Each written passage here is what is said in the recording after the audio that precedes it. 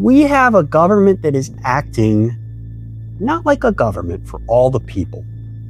Right. It's acting like mobsters. Makes sense because we elected a convicted criminal president of the United States. We elected a man who is a sociopath. Mob organizations are run by sociopaths. Hello, everyone. Welcome to George Conway Explains It All to Sarah Longwell. He's George Conway. I'm not Sarah Longwell. I'm actually her best friend.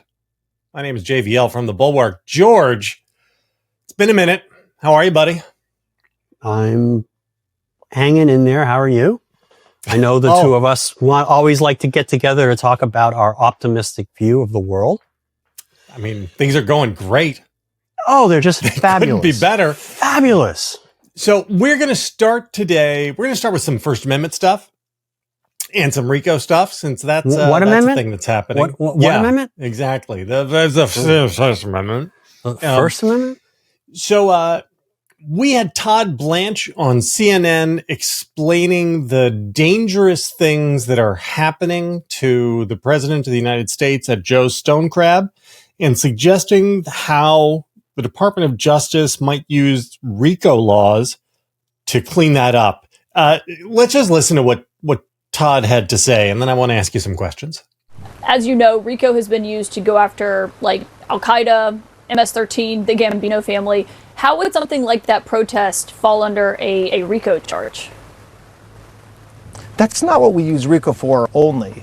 RICO is available to all kinds of organizations committing crimes and committing wrongful acts, not just organized crime or ISIS or terrorist organizations. And so it depends. So is it, again, sheer happenstance that individuals show up at a restaurant where the president is trying to enjoy dinner in Washington, D.C., and accost him with vile words and vile anger, and meanwhile he's simply trying to have dinner? Does it mean it's just completely random that they showed up? Maybe, but to the extent that it's part of an organized effort to inflict harm and terror and damage to the United States, there's potential investigations there. And that's what the president was saying yesterday in the Oval Office, and what he also has said in the days before that as well. But were those women in the restaurant inflicting harm or terror or damage by protesting the President of the United States? I mean, they were just shouting basically in his vicinity. I mean, repeat what you just said. I mean, honestly, so you're asking whether there's damage done by four individuals screaming and yelling at the President of our United States while he's trying to have dinner. That can't be a serious question. That cannot be a serious question. I mean, it's true that there's a difference between shouting and committing an assassination, there were supporters outside, which is what happened to Charlie. Well, it depends. There's nothing wrong with peaceful protests, and nobody has ever said so. Of all the people in this country, President Trump knows exactly what it's like to have people protest against him. But what he's talking about, and what the administration is talking about, is organized efforts by individuals who are not present at the protests, but they're funding these protests, and they're not protests. They're inflicting damage and harm and actually assaulting officers. They're damaging vehicles, and that's the conduct that we're trying to stop. So, George, I mean, I have so many questions. The first is, Todd Blanche is a lawyer. He's also a liar. Also a liar. Those things they nearly rhyme.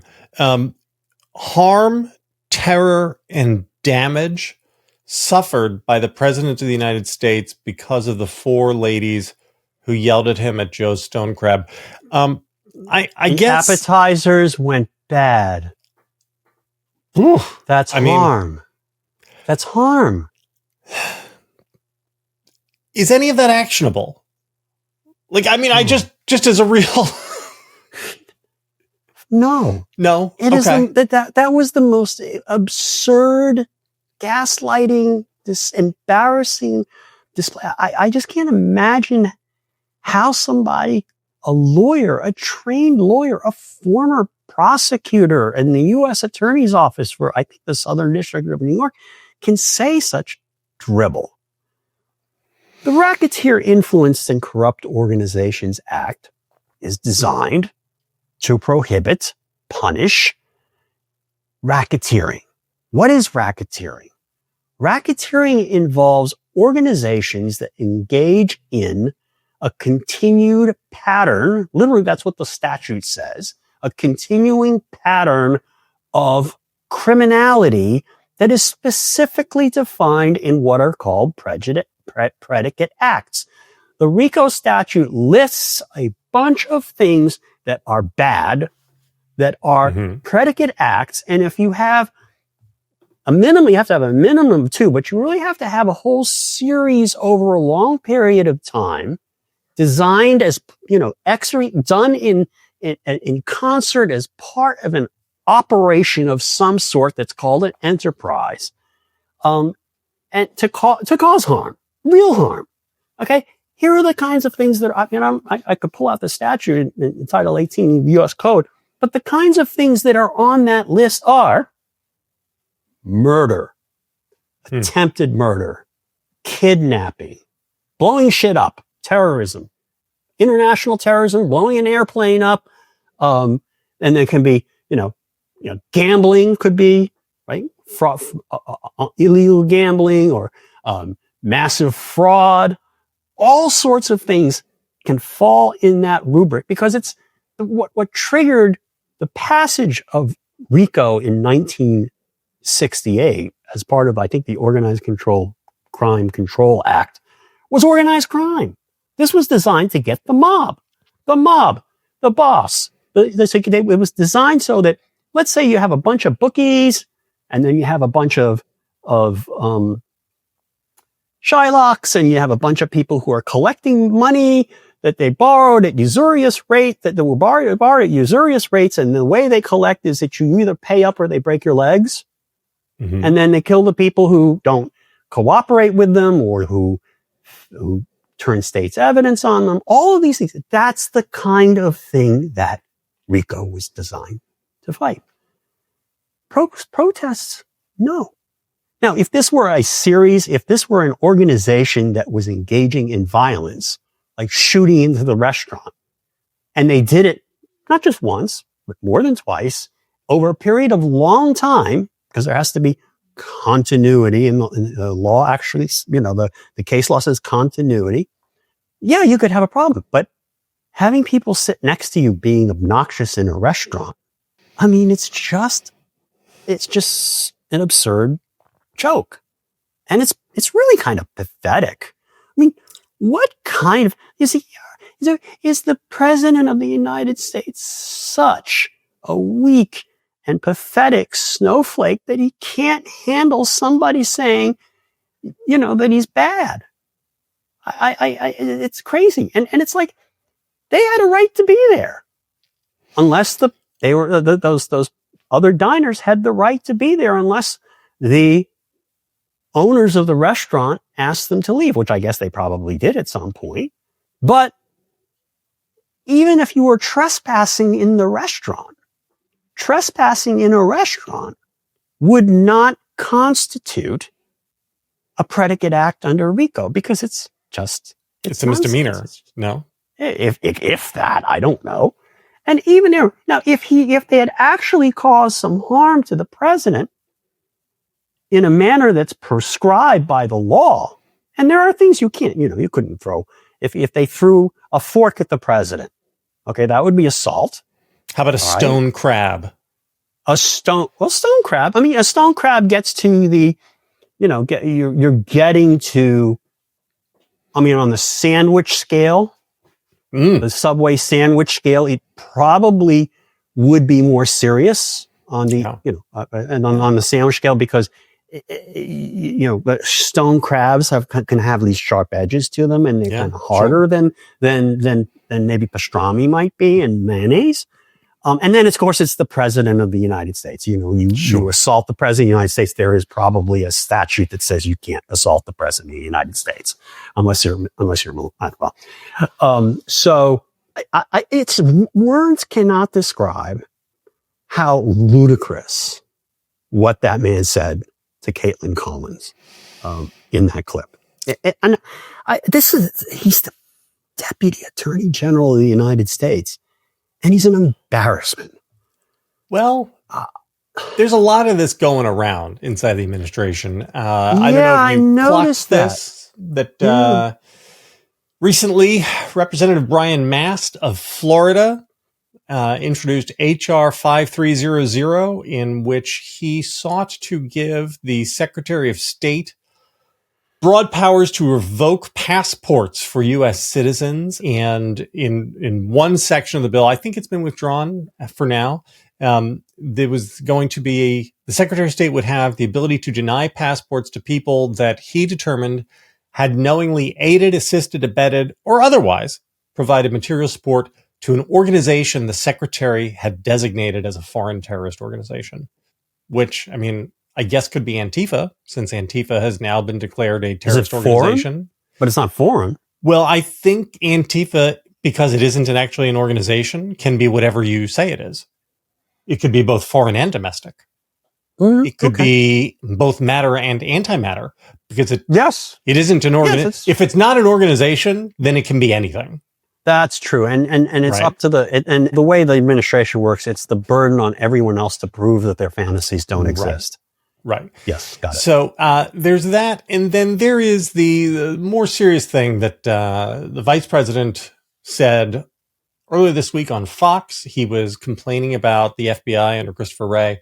And he said that maybe they should have been investigating the networks that motivated, inspired, and maybe even funded Charlie Kirk's murder. So I think it's important to say that Vance is not saying that these networks funded Charlie Kirk's murder. He's saying maybe. But he does assert that there are specific networks which motivated and inspired an assassination. So that would get more towards RICO.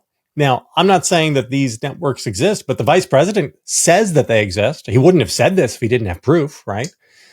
I feel like this is where we're going, right? I mean, I just get the sense that we're going to be seeing a lot of RICO. Especially now that we have Antifa. I don't think you think so. It's all just words? I think that's just butching up. Those are just words. Because I don't think you could draft an indictment that could withstand scrutiny under RICO for the ladies who lunched or dinner, who had dinner at that restaurant with the stone crabs. And I don't think you could really draft one in the case of the Charlie Kirk assassination, not just because there's no factual basis for it. But again, RICO requires more than one bad thing that they do. Okay. If there were let's take a real example of what would be actionable under RICO. Okay. Let's say there were an actual organization. Actually, it doesn't have to be an actual organization under RICO. There's something you could have an association. In fact, a bunch of people in a room. Okay. And some people may come, some people may go, but they're acting together and they kind of, there's some kind of a structure to it where they're following directions and then planning stuff and then going out and doing it. That would be an enterprise under RICO, which is what you have to operate an enterprise through a pattern of racketeering and activity is the actual phrasing of the statute. And those people funded, planned, organized, set up, use whatever words you like, a pattern of political assassinations.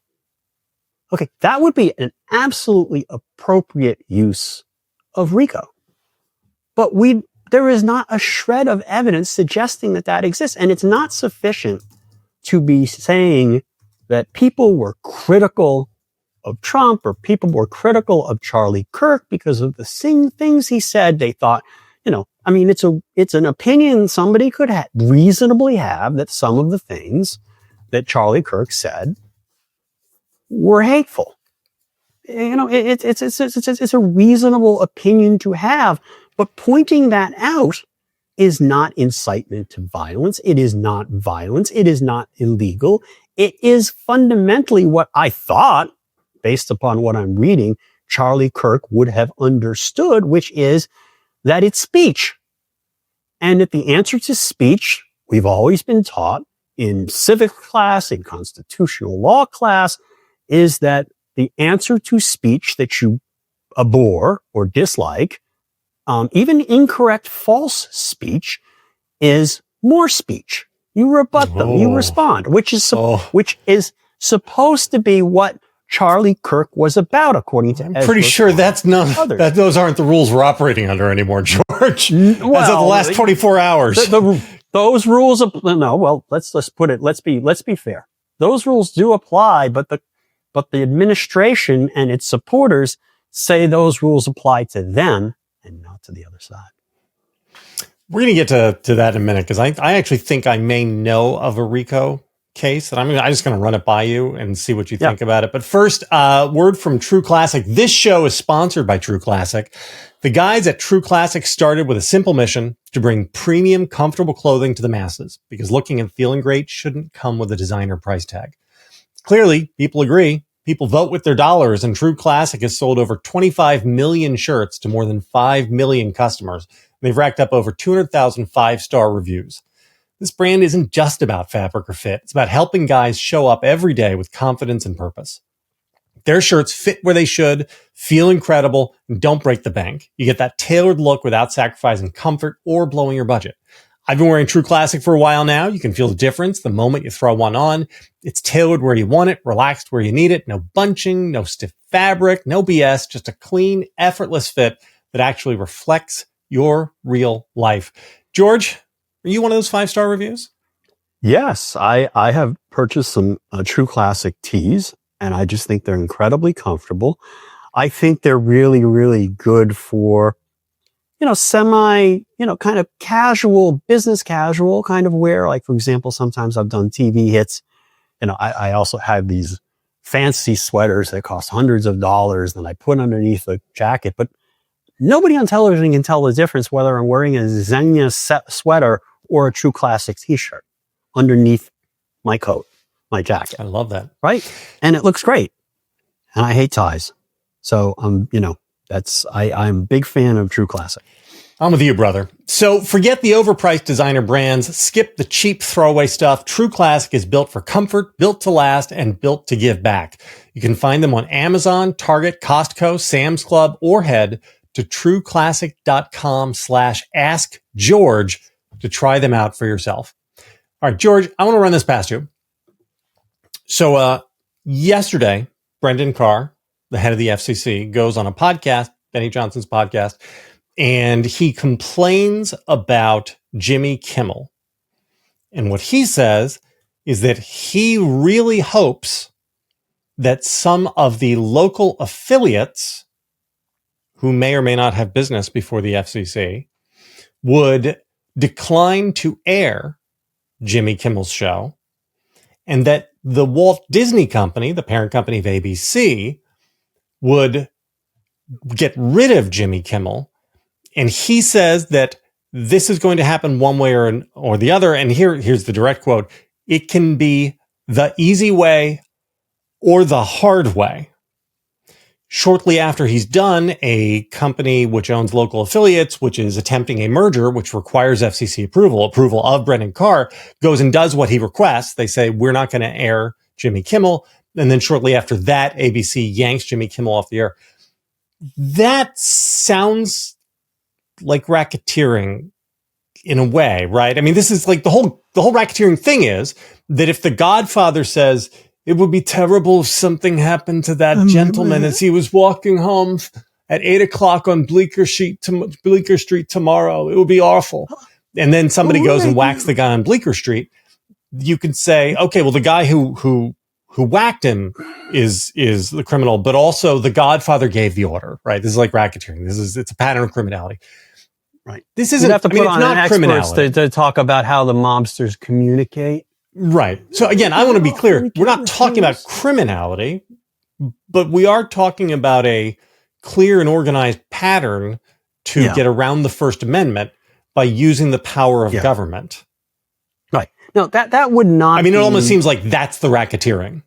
Well, look, it's mob-like behavior. Okay, in the following sense. First of all, having the government violate the First Amendment is not a RICO predicate act. Yes, it's not. It's not necessarily. I wasn't saying that. I'm just trying to. It may be a violation of the First Amendment. It is a violation of the First Amendment, and it is profoundly wrong. But it's not a crime. Extortion is a crime. Oh, okay. So I think you could argue that this was extortive. And you could piece together a theory where this is criminal. I don't think it would hold water. I think it should suffice. Neither do I. That the chairman of the Federal Communications Commission is trying to punish people from exercising their rights to free speech and also threatening to withhold benefits or withhold regulatory approval on the basis of who's not nice to the president and nice to the president's agenda, which is just manifestly improper, manifestly inconsistent with the ideas behind the Federal Communications Act, and most importantly, antithetical to our history of constitutional freedom and free speech and the First Amendment. It's a moral crime in that sense. Yeah. So, but your point is sort of a better one. We have a government that is acting not like a government for all the people. Right. It's acting like mobsters. Yep. You scratch my back, I scratch your back. You give me something, I will provide you protection. If you don't you don't make your weekly payments, we will send somebody out to make your life miserable. And maybe you'll end up in the hospital, but that's not what they're threatening here. All right. Yeah. This is, mob government, which makes sense because we elected a convicted criminal president of the United States. We elected a man who is a sociopath or a psychopath. And in order to basically run a mob organizations are run by sociopaths and psychopaths. They don't know any other way. They don't believe in cooperation. They don't believe in working cooperatively and in good faith with others. They want to bludgeon people into doing their bidding. And this is the mentality of the second Trump administration, because that is Donald Trump's mentality, and he has rid himself in the second administration of anybody who would say, no, that's wrong. We serve the people. We don't coerce people for criticizing us. We just turn the other cheek and we try to serve all the people anyway, even though some of our policies are things that some people don't like. And that was the way we thought. Imperfectly, the government was never perfect. It'd do stupid things, and the stupid politics would cause the government to do things that help some people and hurt some people unfairly. But it wasn't designed. We never had a system where the entire government is working to promote the personal grievances and whims and desires of one man. If you wanted like the shortest possible shorthand definition between the liberalism and illiberalism, it's that liberals, and I don't mean Democrats and progressives. I mean you mean classical liberals, right? Yeah, they acknowledge restraining factors beyond their control, which prevent them from getting things they want. Right, and illiberals do not. Right, liberals will say, "Well, we would like to pass that bill, but we can't." Or we would like to stop this action, but we can't. Other people have limits, different opinions. We need to persuade them, but we have rules about how we resolve our differences. And at the end of the day, we work through those rules, we work through those processes, and then we accept the results. And maybe someday we'll come back and try to change them using the same process. But then we move on, because the reason why we adhere to that system is because we don't want the other guys trampling on us the way we would like to trample on them if we had our way, but we don't. We are above that. Exactly. Because we don't want to. We don't. Right. Right. A nice example of this, actually, it's a great segue, is the lawsuit filed against the New York Times this week by our president for $15 billion. Can you tell me a little bit about this suit? Cuckoo for Cuckoo Puffs. It is one of the most insane pleadings I have ever seen filed in any court, other than, the kinds of things that psychologically disturbed pro se litigants file. I mean, I once had a case when I clerked eons ago where somebody tried to sue the New York City subway system as a violation of the Eighth Amendment. That's the level of that's the level of sanity that this pleading reflects. It is absolutely just... Who's the attorney of record on this? Some hacks from Florida, I guess, and lawyers who clearly, I mean, I've never heard of them, and they write like hoping to get a Supreme Court appointment someday. Or at least a federal shot, right? A federal judge suit. Okay, sorry, go ahead. Look, if Emil can wind up on the federal bench, why not? These guys, right? They got to look at that and say, why not me? From reading this document, Emil is a fucking genius compared to these people. Okay? Emil Vove isn't stupid. He's craven. He's dishonest. He is untrustworthy. But he's not stupid. He's not as smart as he thinks he is. But these people are just fucking stupid. This was the most stupid document I've ever seen. I mean, one of their big complaints is, I don't know why they are fixated on this other than the fact that their mentally disturbed client is fixated on it. But it's like, they think it's bad and actionable that Donald Trump was characterized as having been discovered by Mark Burnett of the guy who produced The Apprentice. It's like, it's not, this he wasn't discovered. He was already famous, George. That is defamatory to suggest that he was not incredibly famous before Mark Burnett. I mean, if anything, you might say that Donald Trump, you might say with tears in your eyes, sir, Mr. Trump, didn't you discover Mark Burnett? Weren't you the one who discovered Mark Burnett? Mark Burnett, we would not know who Mark Burnett was were it not for Donald Trump. That's amazing. What else is in there? Look, I mean, there are so many. Every page is absurd. But one of the things that's just funniest to me as a lawyer is these people have first of all, as you say, it's not defamatory, right? That's not defamatory. Defamatory means something that not only just casts you in an unpleasant light, but shows you, it impairs or it impugns or damages your reputation, causes as an upstanding loss. Individual. Right. Okay. So it's like if you stole something, if you raped somebody or committed sexual abuse against somebody, or if you tried to launch a coup and you were falsely accused of those things, you would have a potential defamation claim. And then the other thing that has to be shown, and I'm leading to the thing that is the most absurd, but the other thing you have to show is ultimately you have to prove is damage to reputation. I don't think in 2025 it is possible to damage Donald Trump's reputation. He's a convicted criminal. He's been adjudicated to be a sexual abuser in a case where the sexual abuse that was testified to would have constituted rape in the eyes of most individuals and under the laws of most jurisdictions other than New York, which was the law that was applicable. He's a man who tried to overthrow the Constitution through a coup. I mean, there's so many things. He's a pathological liar. You could document tens of thousands of lies that he has told over the years. It really is not.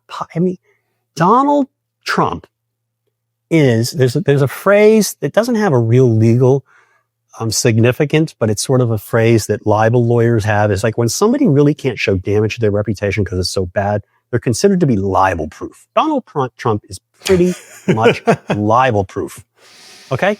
You could even call him, you could even suggest that he, I mean, the Epstein and yet these stuff, media companies keep let's just say settling with the him, Epstein stuff. George. I'm not going to say it because I don't want to get sued.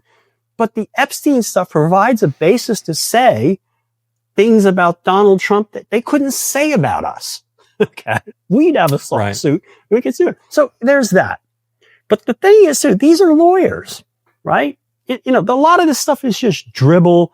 Obviously, there are lots of pictures in the complaint because, Donald Trump is not so great with words. Did you see his speech yesterday that he read in front of the king? He's like, it's a struggle for him to read, but let's set that aside. There were pictures in this complaint, just like the way they used to put pictures. I don't know what they do now, but in the first Trump administration, they realized if you do a normal PowerPoint with like bullet points that have substance on them, Trump will ignore it and he will just start looking around and start talking about himself and he gets distracted. He's like pictures of gorillas and sharks. Is that what they No. They put the way they used to keep his attention was they would start saying, they would put his name on every page and they would put pictures on it, including pictures of him. And that held his attention. That's like literally what they did for, when he was taking briefings, which was not all that frequently. What a country. The complaint is like that. I mean, it's just it's like written by fourth graders and fifth graders and sixth graders, but here's the most absurd thing. These are fucking lawyers. All right. There's a doctrine. I'm sure a lot of our viewers who are not lawyers have heard of the case of New York Times against Sullivan, which is one of the most important First Amendment cases in our history. It is the case that basically set a higher standard for defamation as it relates to public figures. If you are a public figure and somebody says something arguably untrue about you, first of all, they do have to, you do have to prove to win a defamation case that the statement was untrue. But you also have to show that the person making the statement about you, the public figure, and this is the price of being a public figure, was made with actual malice, which another phrase for it is the reckless disregard. But these are actually terms of art under the law. Mm-hmm. Actual malice does not actually mean malice in the sense that I hate that politician. Okay? Now, it may be true that somebody who lies about a politician and intentionally says something false about the politician hates the politician. That's probably true. But actual malice that's not the requirement. Reckless disregard could be you're extremely careless. That's the way the normal language you would normally interpret. But even that's not actually the standard. The standard of intent that a defamation plaintiff has to prove is, even though it's called actual malice and reckless disregard, is the person making the statement has to actually entertain serious doubts as to the truth of what they're saying. In other words, they don't have to know for sure that it's false, but they have to have enough information in front of them to actually think, well, this may or may not be true. It probably isn't true, but I'm just going to say it anyway. All right. And that was established in a case called St. Ammons against Thompson in 1960 something, 64 maybe. And these lawyers proceed on the proposition that actual malice is people don't like Trump. And it's not even close to being the law. And their whole complaint is based upon this thing. It's like, guys, just all you had to do is read. They picked 2 Supreme Court cases out of the dozens that have dealt with the actual malice standard, or, and you would know, oh, we can't write it that way. That's amazing. But these lawyers are fucking idiots. And not only are they fucking idiots, one of the problems here is that Donald Trump can bring frivolous lawsuits like he did against Hillary Clinton using a parking lot attendant lawyer who's no longer a U.S. attorney. In Florida, they got hit with like $1 million something in sanctions. Trump No, $1 million is nothing anymore. It was never anything really for Trump. It's nothing, especially today when he's, grifting on crypto. So, right. These lawyers should be sanctioned. Okay. These lawyers who are probably doing this, and they're probably not going to get paid. They're probably doing it to curry favor with the president because somehow they think that they will get some benefit in the future. Like maybe they'll get a Supreme Court justiceship, like as you said, or maybe they'll get something, they're in the president's orbit and they'll get something. Assistant U.S. attorney, like Alina Habba, right? No, she was an actual U.S. attorney. Oh, sorry. An actual U.S. attorney. Yeah, no, these people think that, or they just want to suck up to power. They just want to feel important. Or maybe they want a nice table at Mar-a-Lago or an invite to the Christmas party at Mar-a-Lago. Who would sanction them? Like, how does that work? The court. You know what? Hold on. You'll tell me that in a minute. This show is sponsored by Chef IQ. Do you have cooking and grilling anxiety? That moment of truth when everyone sits down at the table and you kind of brace yourself while they cut into the meat. Is the chicken going to be raw? Did we just ruin $100 worth of steaks? How bad will the salmonella be? Actually, this is a thing I struggle with on the reg.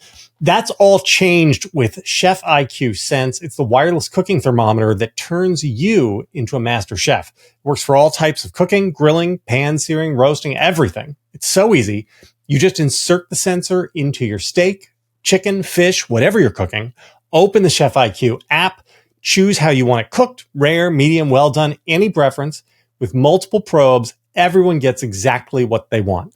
Then you can sit back and relax. It sends real-time updates. It tells you when to flip, take it off, even how long to let it rest. Seriously, it's like having a culinary coach in your pocket. No more guessing, no more lid lifting, no more cutting into half of the burgers to see if they're right. No more dinner disasters. Chef IQ Sense is precision cooking for everyone. Trust me, you'll wonder how you cooked without it. Right now, you can get 15% off site-wide with code AskGeorge at chefiq.com.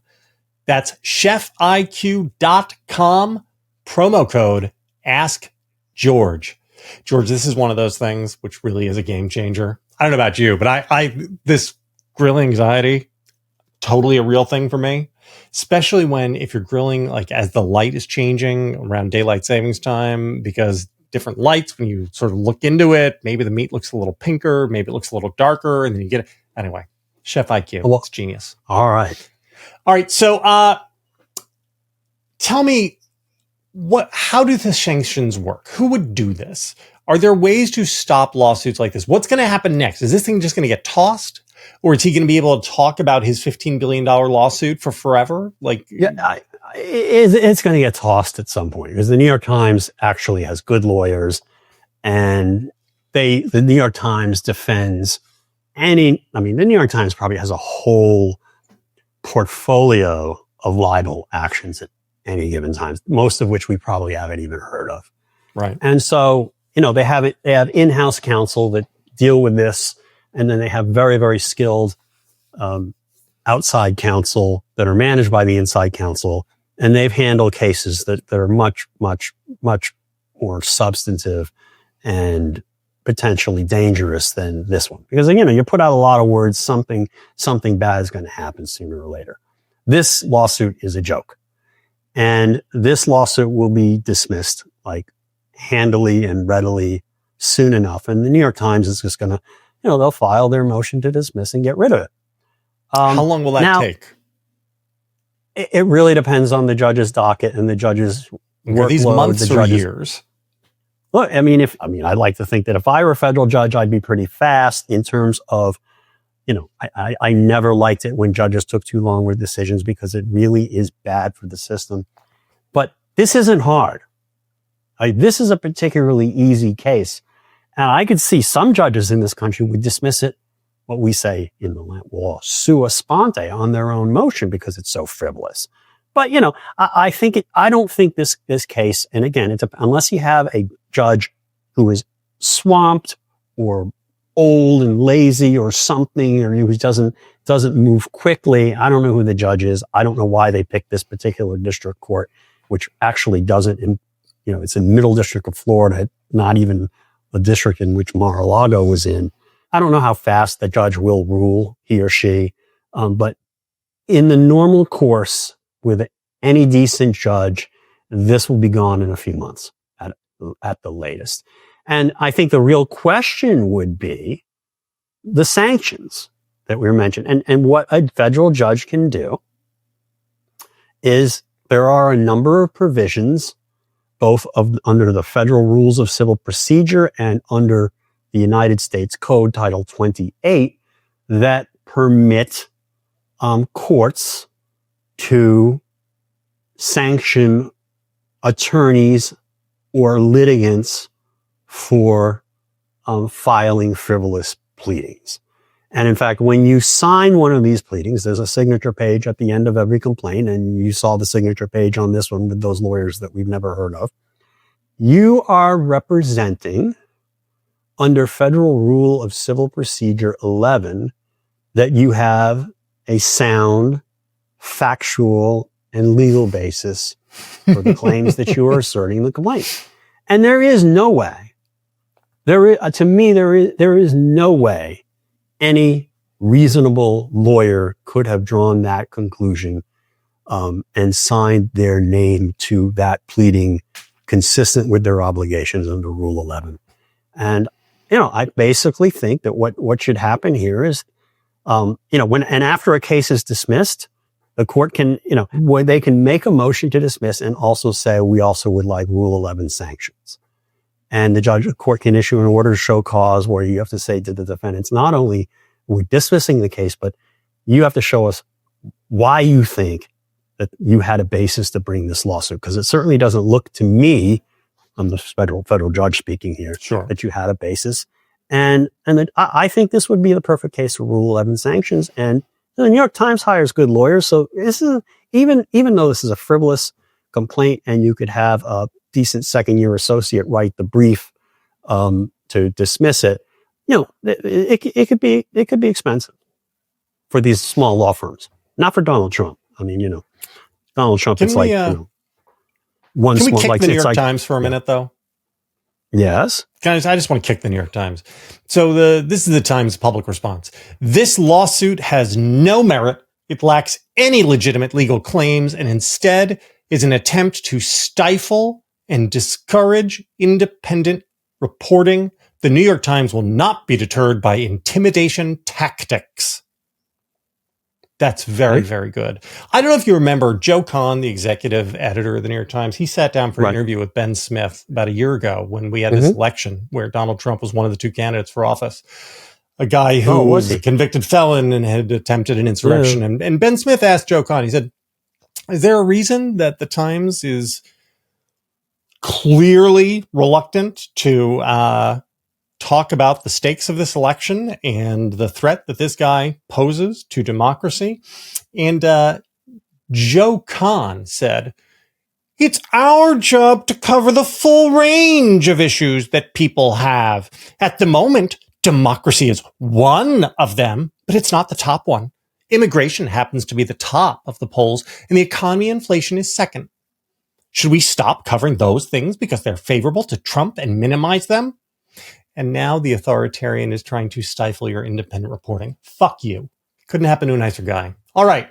Lisa Cook, who got to vote on lowering interest rates yesterday, the lady who sits on the Federal Board of Reserve Governors.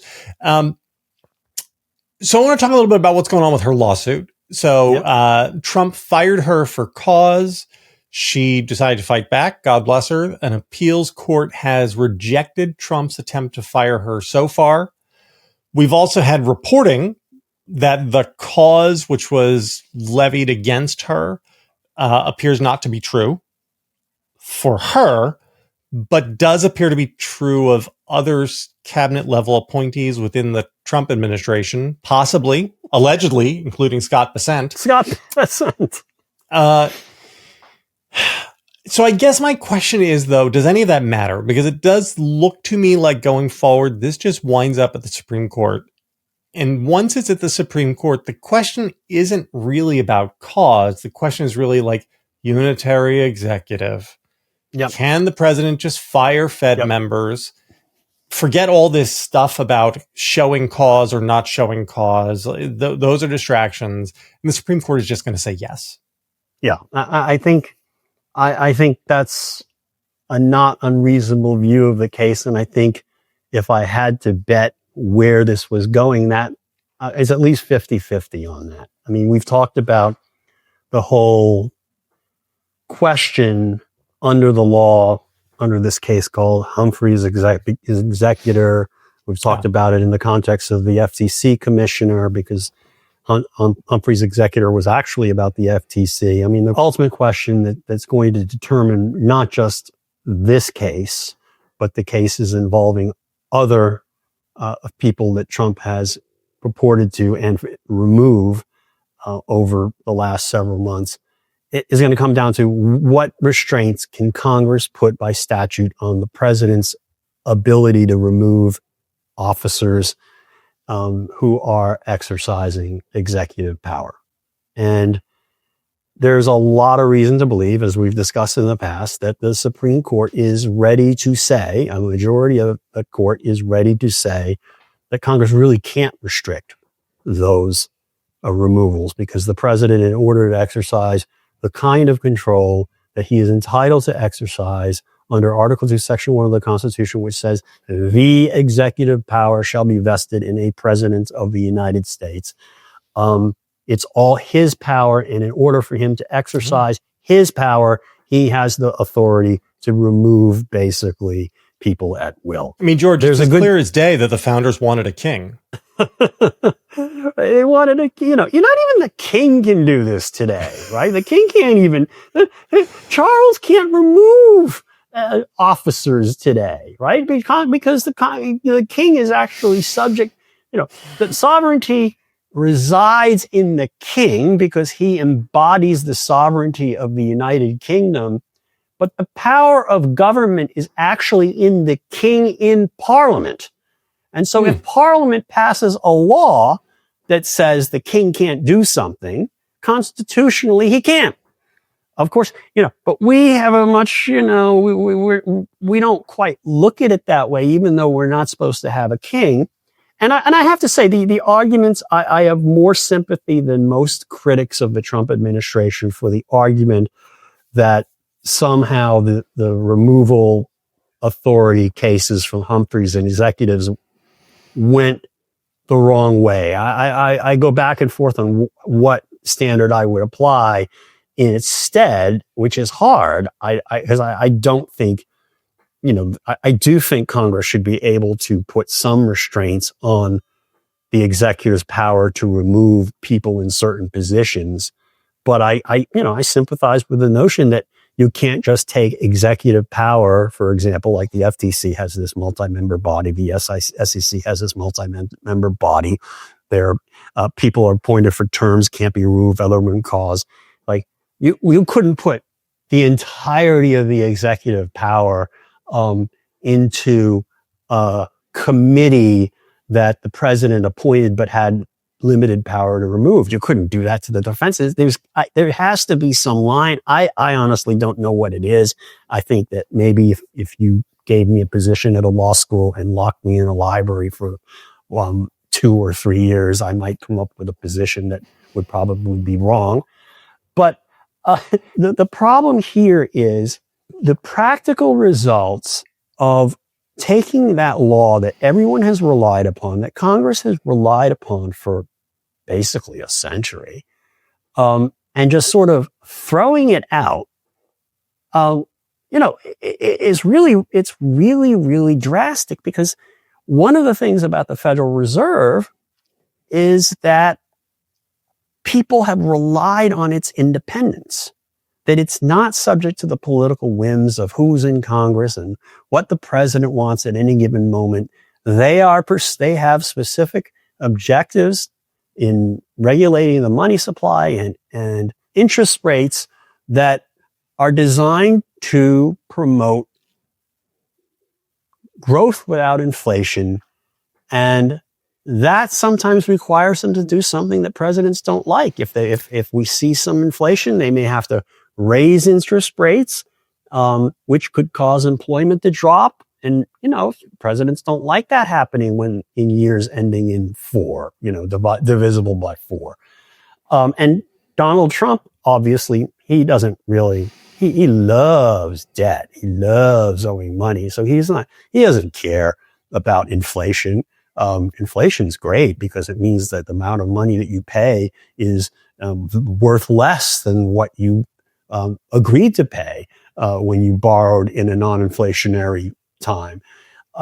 So it's a very dangerous thing when it comes to the Fed. And it was always thought that one of the things that would deter the Supreme Court from overruling Humphrey's executor, the current law that basically allows the FTC to exist and the Federal Reserve to some extent with a qualification there, is Humphrey's executor. The thing about it is that overruling that case in too broad a fashion would undermine the economy because people would no longer have confidence in the monetary stability of the United States of America. And maybe the reserve currency of the world is already shifting away. People are kind of getting more skittish about the dollar, if I understand what's going on out there correctly.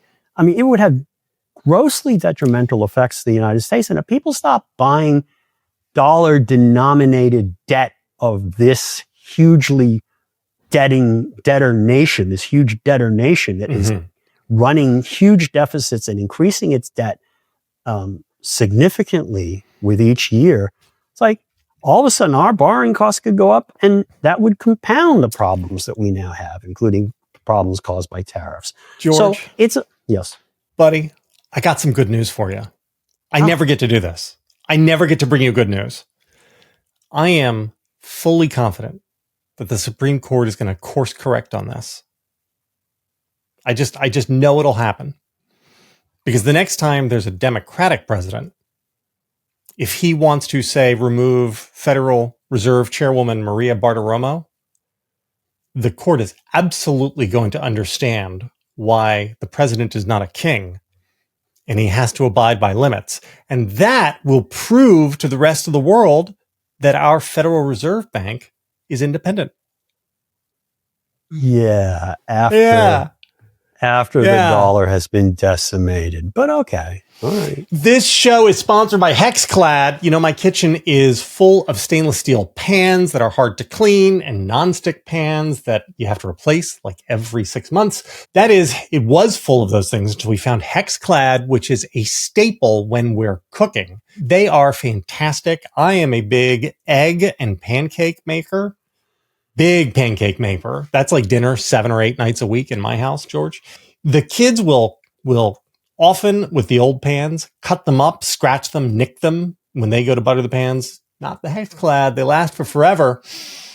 You see that old pan that's haunting your kitchen? It's time to give yourself what you really want. Hexclad's pans are easy to clean, dishwasher safe, and simple to wipe clean after use. They're oven safe, handling heat up to 500 degrees. Hexclad products also come with a lifetime warranty. They literally last a lifetime, and they're toxin-free. Hexclad isn't just about pots and pans. Their knives are made of 67 layers of Japanese Damascus steel for a sharper edge that stays sharp longer for effortless slicing. Gordon Ramsay uses Hexclad in his restaurants and his home. You guys all know that he is not easily impressed. For a limited time only, our listeners get 10% off your order with our exclusive link. Just head to hexclad.com/askgeorge. Support our show and check them out at hexclad.com/askgeorge.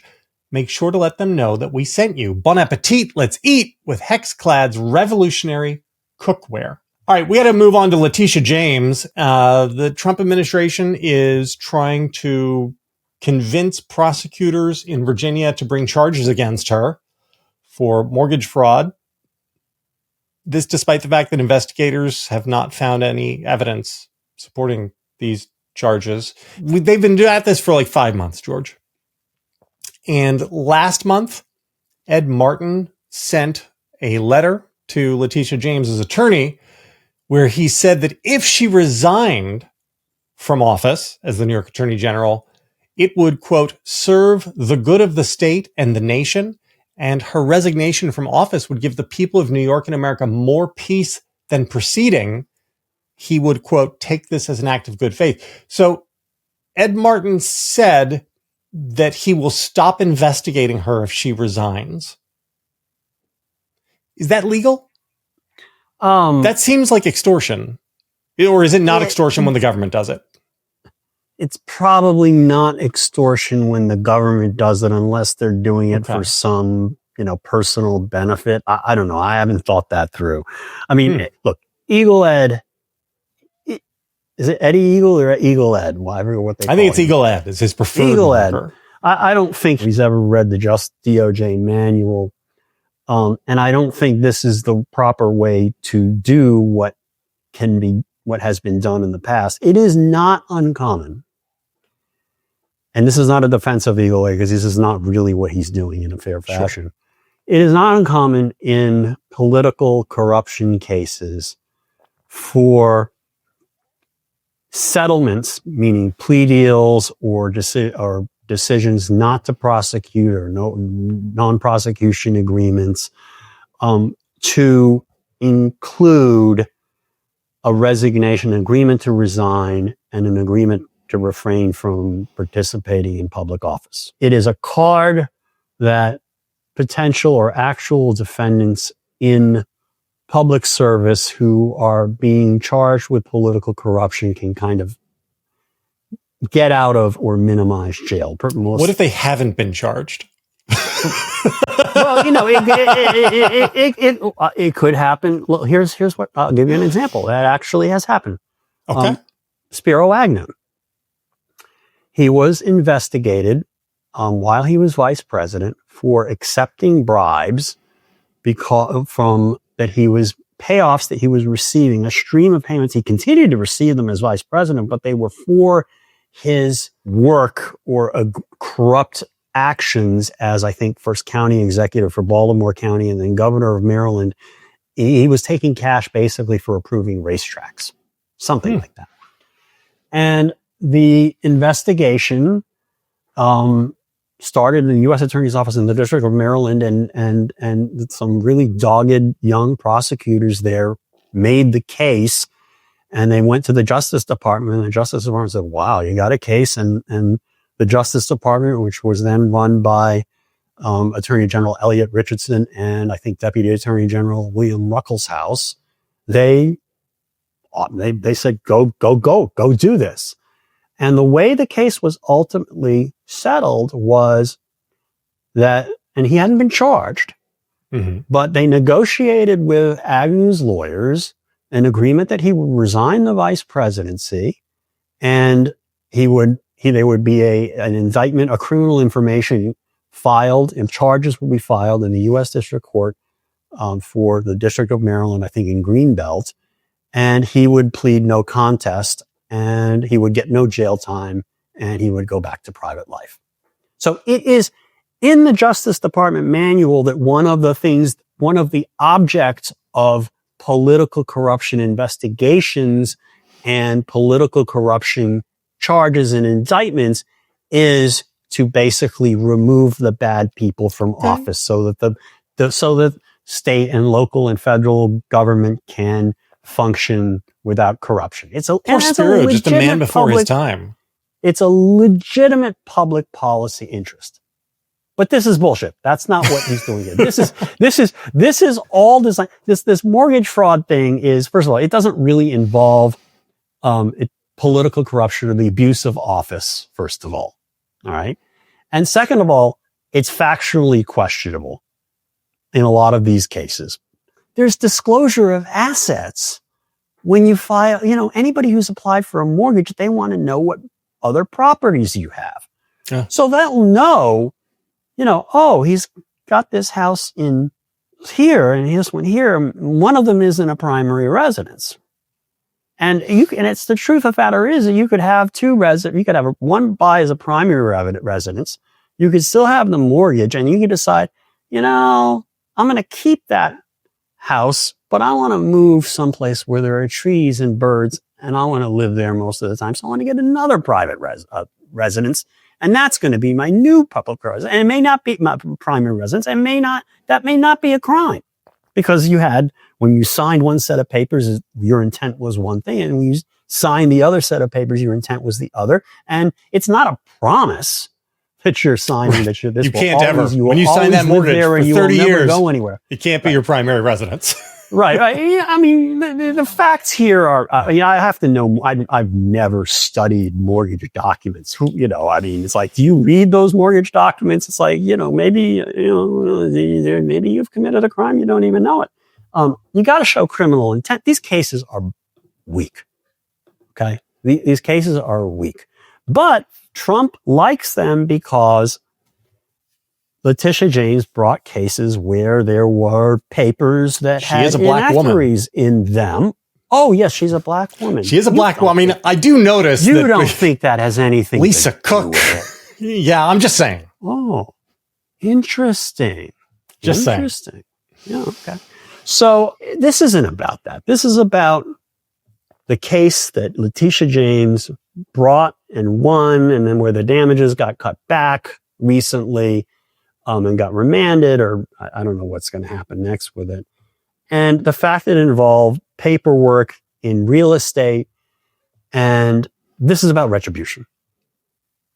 Quite simple. And it's shown by the fact, as you pointed out, they're not going after people who they like, who have done, people, apparently more than one cabinet level official, you could make these same arguments about them. And then it turns out that Lisa Cook disclosed when she bought that house in Atlanta that was allegedly, where the papers allegedly were false. It turned out she did disclose to the bank that was going to be a second home and not a first home. What does the phrase equal protection mean?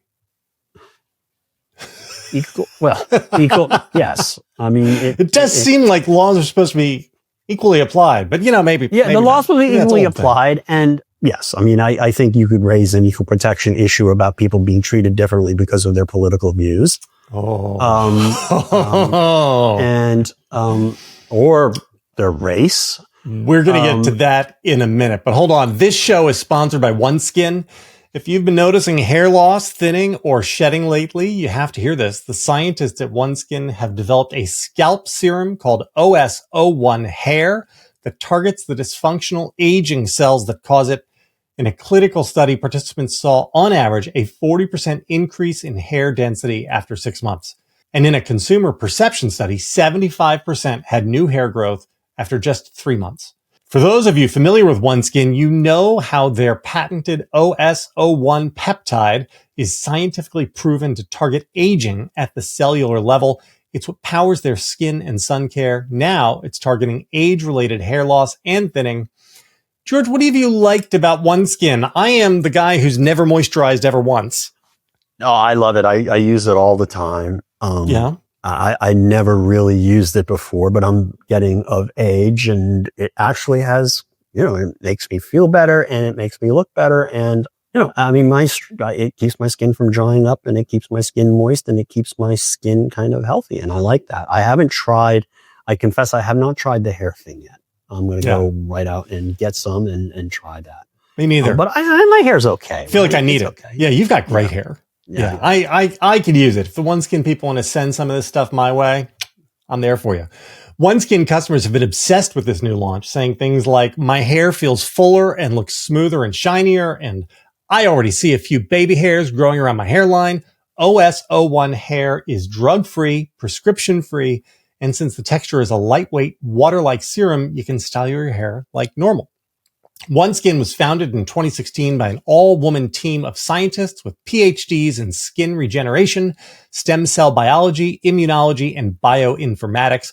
OneSkin believes the purpose of skincare is not just to improve how you look, but to optimize your skin's biology at the cellular level so it's more resilient to the aging process.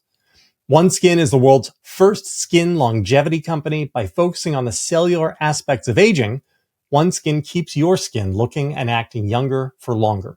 For a limited time, you can try OneSkin with 15% off using code AskGeorge at oneskin.co. That's 15% off oneskin.co with code AskGeorge. After your purchase, they'll ask you where you heard about them. Please support your show and tell them we sent you. All right. So, George, this happened while you and I were out. Last month, the Supreme Court issued a decision on the racial profiling stuff with ICE. The case was essentially can ICE use just a person's skin color or the language they're using as probable cause for detention? A lower court had said, no, they may not. The Supreme Court didn't say anything. The Supreme Court said, yes, the lower court is overturned. So go ahead and do your raids and grab people who are brown. But there was no written opinion except for Brett Kavanaugh, who had to get he had a lot of feelings on his chest that he had to get out. I want to talk about his feelings. Okay. Here's the one question I want to ask, though, because I feel like there was a decision in 2023 about whether or not college admissions offices could use race as one factor in their decisions as to whether or not to admit someone. The Supreme Court was very cranky about that. They did not like that one bit, because that would be bad if colleges considered race as one factor. But if it's law enforcement deciding whether or not to detain you, well, then it's fine. Is there a conflict between those, George, or is that all part of 5 by 5? It's all there's a seamless garment of legal philosophy running right through it. No, you are absolutely correct to point out the tension. I mean, the standard doctrine today of equal protection law, this is the actual equal protection clause that we're talking about here, is that racial characteristics or racial classifications, when the government engages in classifying people on the basis of race, they have to have a really, really, really, really, really, really, really good reason for doing that. And it's basically should be the virtual kiss of death for any government action if it involves treating people differently on the base of race, color, or national origin. Now, the difficulty with that over the years has been trying to justify affirmative action in its strongest form. Affirmative action, is a euphemism that refers to a lot of different things in the way the DEI has come to. But when you are manifestly treating one group differently than another, and it's a racial classification, you should lose. And I'm someone here who has always been very much against reverse racial discrimination.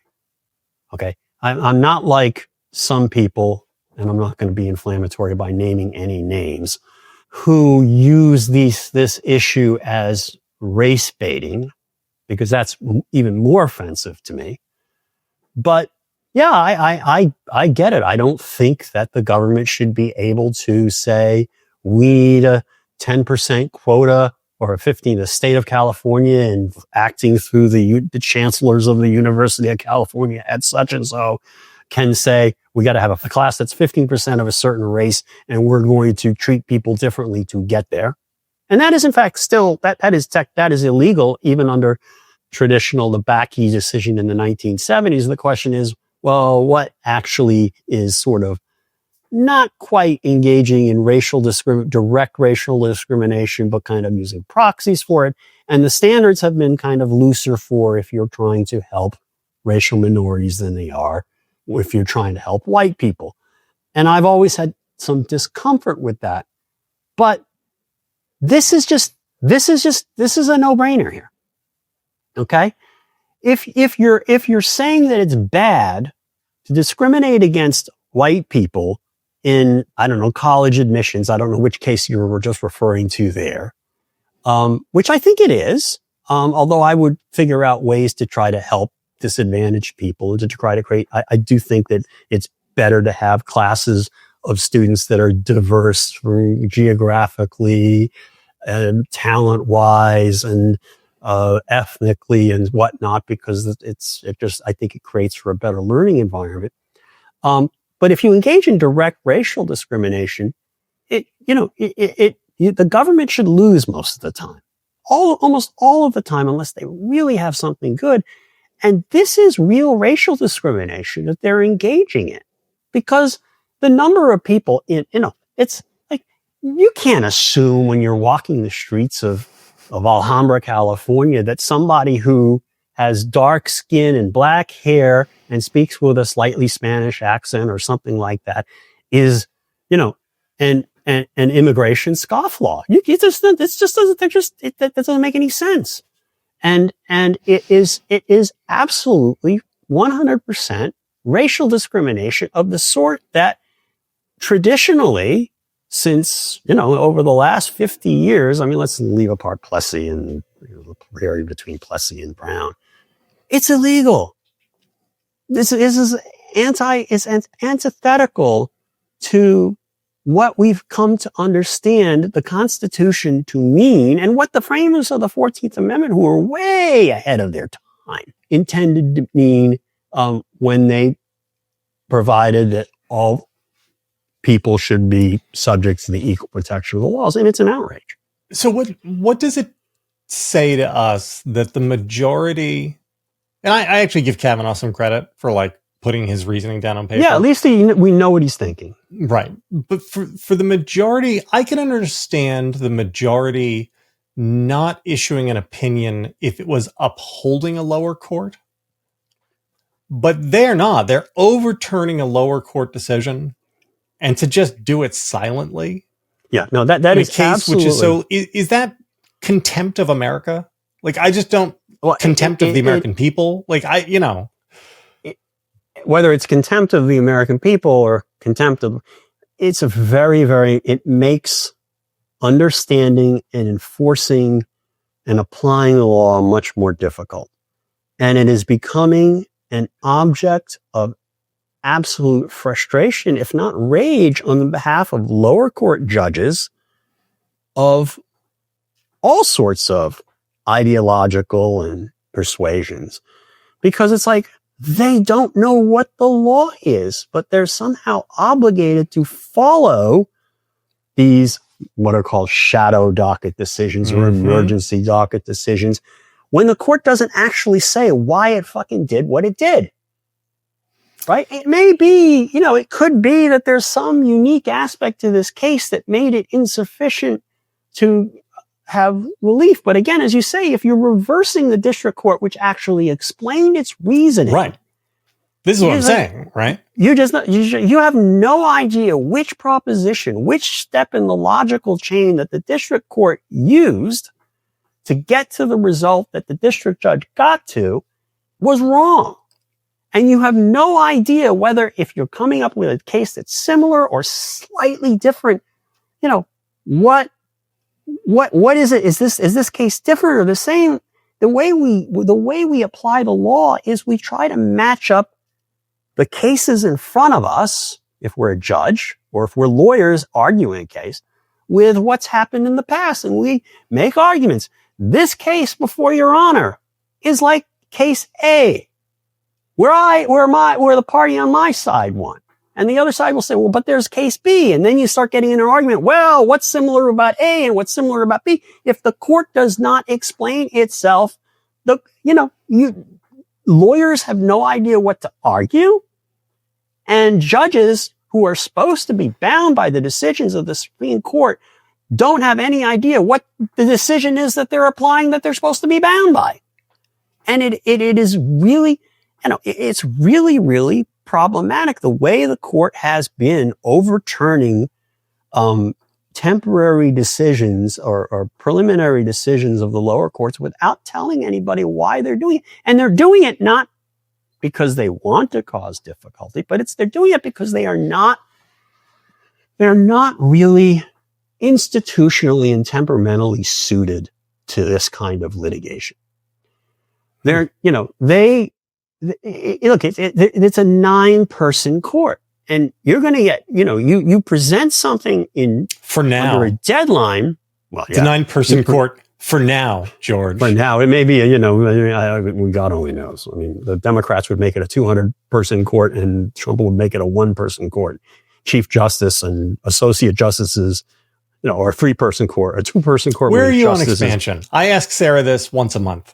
I take her temperature because my theory is that before this is all over, Sarah is eventually going to come around and be where I am on Supreme Court expansion.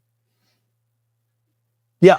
Well, I don't even know where either of you are, but she's against it. She's, traditionalist normie. Sarah is like, no, you can't do that. And I just feel like we're so far out. I don't like expansion. Yeah. Okay. One of the problems we have with this 9-person court is that you have 9 people, and when, one of the problems here, which is why I say the court's not institutionally capable of dealing with these emergency cases, is that they can't come to a consensus of why they're doing what they're doing.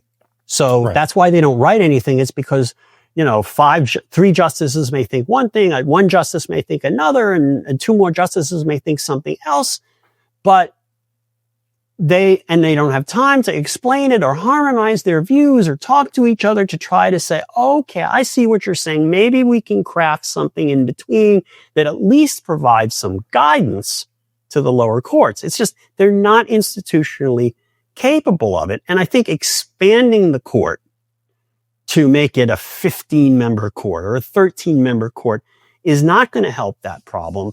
What I do think I like, which is, very, very controversial, but it's something that a lot of commentators have suggested could be true. And I think and I think there's a debate about whether or not it be constitutionally accomplished under the Constitution. I think there are ways to do it, but maybe I'm wrong. I haven't really analyzed it. Would be to create a court that is greater than 9 members, but sits in panels of 9. And the way that's actually the way the United States courts of appeal work. Because what happens is, let's say you take the Second Circuit is like 12 or 13 judges. That's the federal appeals court that sits in New York. That covers cases coming out of Connecticut, Vermont, and New York. And what happens is, after a certain age, the judge gets to retire, and they hear fewer cases, but they still have their Article 3 powers in judgeships. Their judgeship, which is the reason why that has to be maintained, is because Article 3 of the Constitution provides federal judges with life tenure subject to good behavior. So you can't just say at age 65 or after 10 years, you're gone, but you can give them a different status. And there's also the fact that these courts of appeals, which may, like in the Second Circuit, they're 12 members or 13 members. I forget the right number. And in California, they're like the Ninth Circuit, there's like third. I don't know how many there are. It's crazy, but they only sit in panels of 3. So and they can bind the entire court. They don't have to sit all at once, although they sometimes sit en banc, and you can have that in the Supreme Court. Yeah. But what you could do is basically say the Supreme Court shall sit in panels of 9 of the 9 most junior justices. Okay. The number of justices could vary over time. What you would do is you would say each president gets to appoint a justice every other year. But you take the 9 least senior persons. So you get you're kind of getting new blood into the court and into the decision-making process over time, which means these people feel, here's what's the important part of it. They feel less powerful. Okay. They feel like, they can't really have agendas because they really are not there. Like, it's like if you were appointed to the Supreme Court at age 40, or 38 or whatever Thomas was, it's like, you're going to be there for 40 years. Right. And it's like, that's just too much power for anyone, man. So I think that having some kind of a system where it sits in panels of not all of the justices, although maybe you could have en bancs when there's a particularly difficult case where all of the justices sit. And you could have some kind of a system that allows each successive administration to get an appointment or two, probably two, so that you're just less likely to have these ridiculous confirmation fights and these litmus tests, and you are less likely to have a court that thinks that its job is to change the law and create some ultimate vision of what the law is instead of just deciding castle in the sky in front of them. Yeah. We're going to do a whole show on that at some point. I'm going to talk very briefly about Kavanaugh's concurrence, though. Because he says two things that jumped out at me. The first is, he says, and I'm just going to read from his concurrence, the questioning in those circumstances is typically brief, and those individuals may promptly go free after making clear to the immigration officers that they are U.S. citizens or otherwise legally in the United States. Typically seems to be doing a lot of lifting there as a word, because it may be true. I have not seen, and I'm curious as to how Kavanaugh could make the determination on this. Has somebody cataloged all of the interactions with the time on them, like, running the clock? Because I'm pretty sure that's not true. So he's just asserting a fact into reality. Right. But also, we do have a number of documented cases where it has not been brief and where the people who are detained are here legally or, in fact, are even U.S. citizens. So, like, at what point does it tip over to, like, hey, most of the time it's not onerous. It's onerous only a couple times. Well, here's the thing.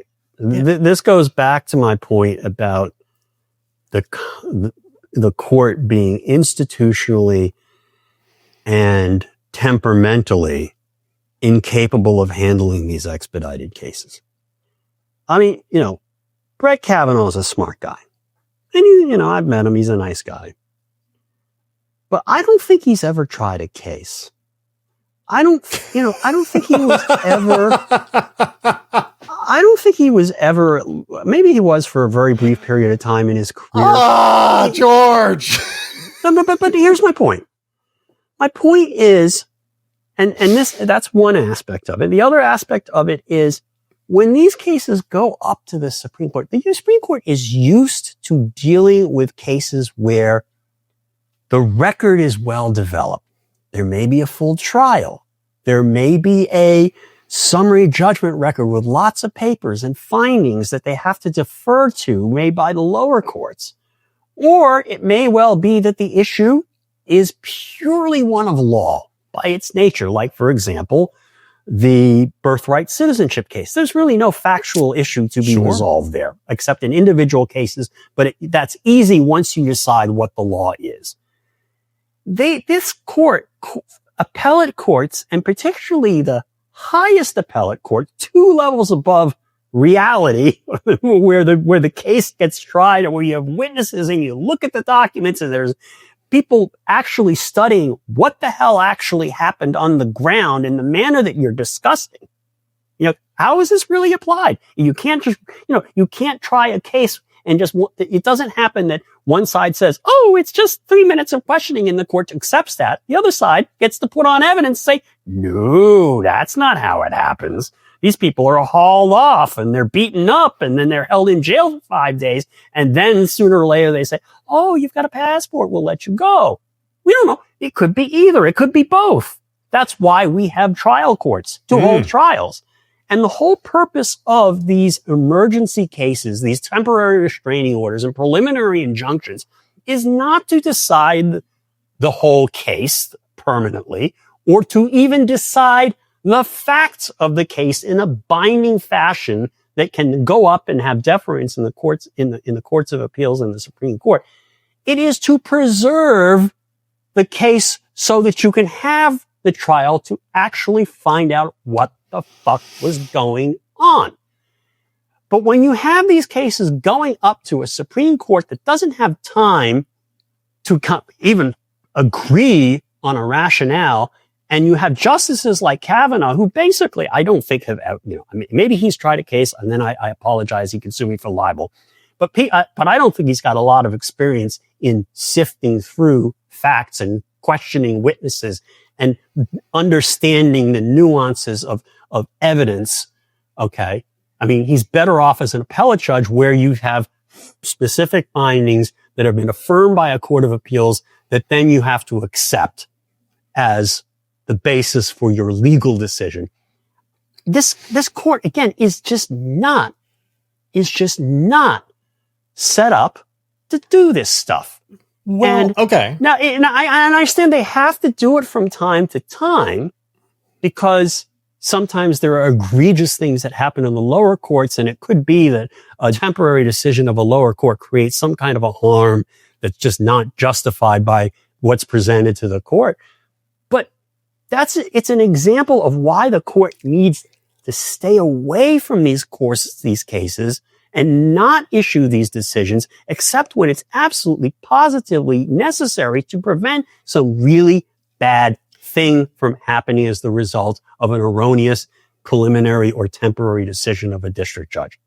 And so what they're doing instead is they're doing this on the basis of shaky records, questionable evidence, assumptions in their own heads that may or may not be ultimately supported by trial evidence, and may or may not be supported in the actual record that the district judge had in front of her. And then they're issuing these decisions that don't tell anybody why they decided what they decided. It is a completely, absolutely fucked up system. And the Supreme Court is doing a great deal of harm to this country and to the rule of law by using and abusing its emergency docket in this fashion. George, that's going to be the last word. Supersized show. People were complaining that you were gone, and so we gave the people what they wanted today. 9 hours of George Conway explaining everything ranting to me. And raving. Guys, we'll be back soon. George, thank you, buddy. Good luck, America. Well, George Conway, he's a man with a plan. Got to sit down with Sarah Longwell, take a stand, explain all the legal problems they're piling high. With Donald Trump, oh my, oh my, oh my. He said, Sarah, let me break it down for you. There's obstruction of justice, corruption to the legal tangles and troubles, they're growing fast.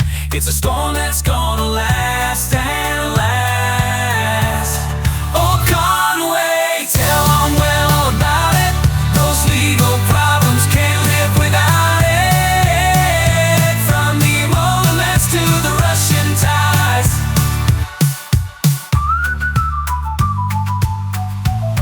Oh, Sarah, listen close.